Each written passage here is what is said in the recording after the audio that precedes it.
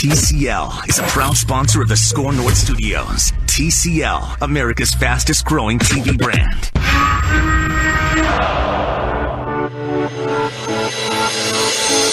It's Purple Daily.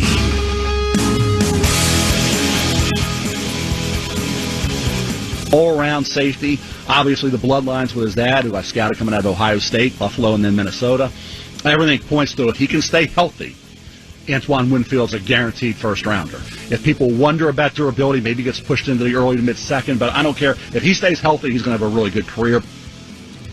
That was Mel Kiper talking about our next guest, Matthew Collar, ESPN's Courtney Cronin here on Purple Daily, and we now welcome into the show Gopher Antoine Winfield Jr. What is up, Antoine? How are you?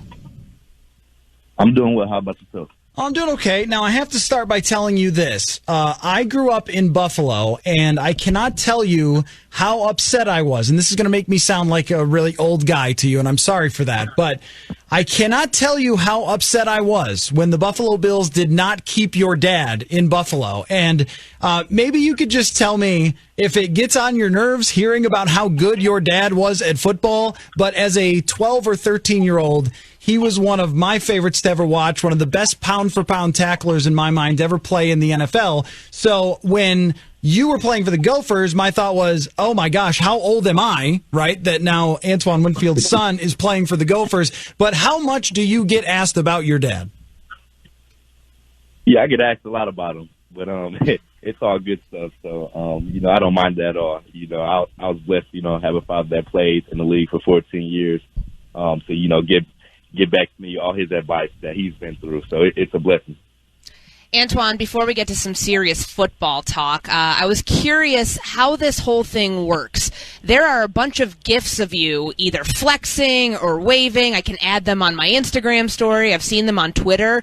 I know a lot of draft prospects are in this same boat and have these of them out there. Where did you do these? Was this something you did at the Combine? Yeah, it was like a station that they had for us at the Combine where they made all the GIFs and short videos of us and everything. That's pretty cool. No one ever asked me to do anything like that, so I kind of feel a little jealous about that. But in regards to the Combine, is 45 days ago, you guys were up there. You did the broad jump, vertical jump, your 40-yard dash, got measured, the whole thing, and you didn't get to do your pro day. Was there anything that you felt like you still wanted to show teams that would have shown up to the University of Minnesota on March 25th that you didn't get to show them in Indianapolis? No, I feel like I proved everything that I needed to at the Combine. The only thing that I was going to do at my pro day was probably just position drills. But as far as the Combine went, I feel like I proved everything that I needed to.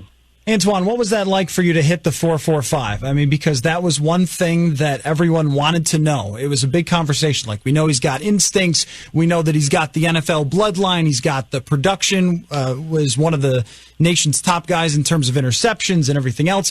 But when it comes to, that pure athleticism, that's one thing it felt like you had to prove there, and you went and did it. Do you remember what that was like after you saw the number come up? Did you feel like, okay, now I have officially solidified myself as a top prospect at this position?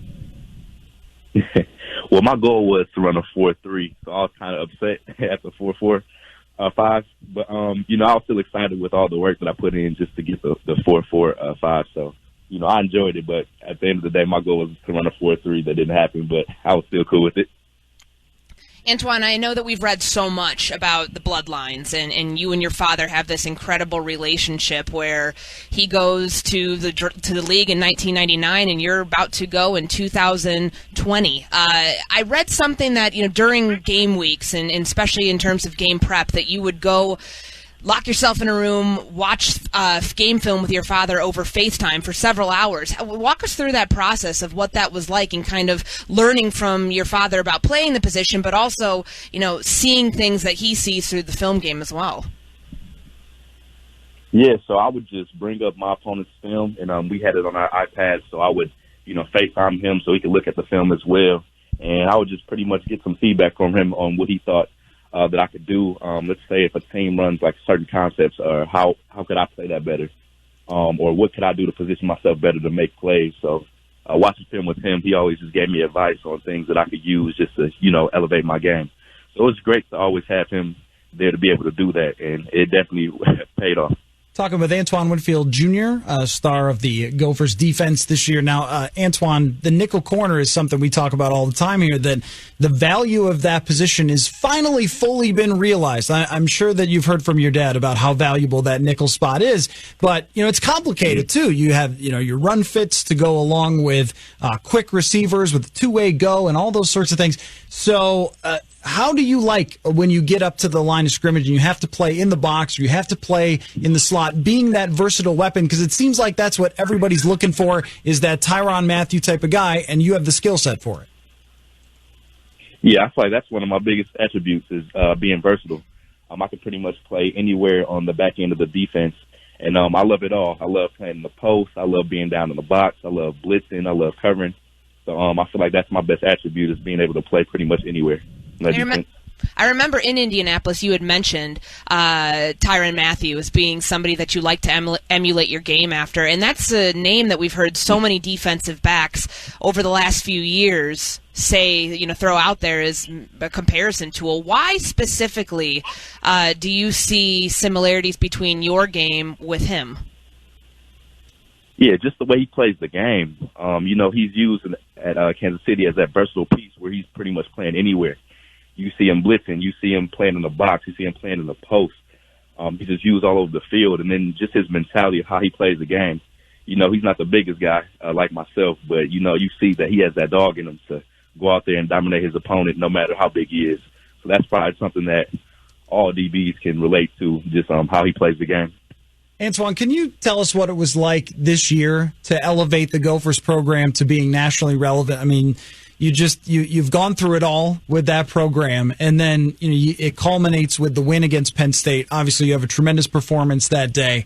The fans are on the field, and it's just a scene that we have not had here with Gopher football in a very long time. What did that mean to you to have the type of season, and then, of course, end it with a bowl win? Yeah, I meant everything. We did stuff this year that hasn't been done in over 115 years in Gopher football history. And, coming in with my class, we always had a goal of, doing great things and bringing great accomplishments to Minnesota. And for us seniors to finally go out there and have a great season like we did this year, it just showed all the hard work that paid off over the last 4 years being up at Minnesota. So it was just a great experience to be able to being a part of the team that, made some changes for the football program. I don't know if you heard in the open to the show on in the second hour, but it was Mel Kiper's voice calling you a guaranteed first rounder. Obviously, the draft is a time where there's a lot of information flying around, especially where prospects are on certain people's boards, and it all falls to a lot of randomness come next week, Thursday through Saturday. But hearing a draft analyst put you in that class that you are a guaranteed first rounder, what does that mean to you, and is it something that you look at all that much? I don't really look at it too much because the draft, anything can happen on draft day. But it's just great to just be recognized and just to have my name out there. But I don't really look at it too much. I'm just ready for this draft day to come out because you never know what can happen.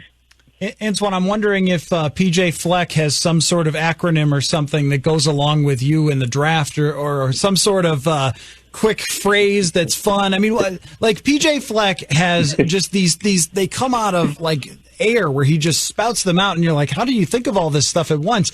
Right. Has he had some advice for you in this process, and also is he really like behind the scenes what we see in public? He is really like that, 100%. That man, he's one of the most inspirational people I know. Just his energy and his passion that he has with working with us, it's unmatched. Like, I don't know anybody else like him. And you see it because he brings it every day, and it's not fake. It's not for show. He's like that every single day. Early in the morning at 5:30 workouts, he's like that. Late at night at 6 p.m. meetings, he's like that. It's crazy.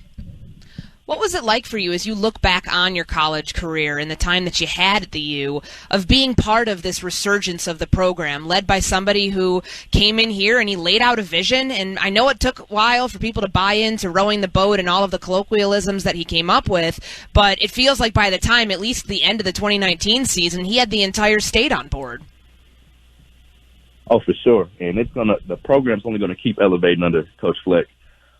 Just the culture that he brought over when he came up to Minnesota, it just changed the entire game, and that's where you can see with the season that we had this year. You can only contribute that to the culture that he's brought over.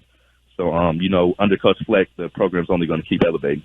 Antoine, last thing for you. You played, obviously, a ton with Tyler Johnson and practiced against him on a daily basis. He's another guy that Vikings fans are very interested in. And I don't know if you are aware of draft simulations, but there are websites that simulate the draft. And everyone from Vikings fans that I get sent has you and Tyler Johnson both coming to the Vikings. So tell us about practicing against Tyler Johnson, against him as a teammate, a guy that put up huge numbers and was a major part of the offense over the last 2 years.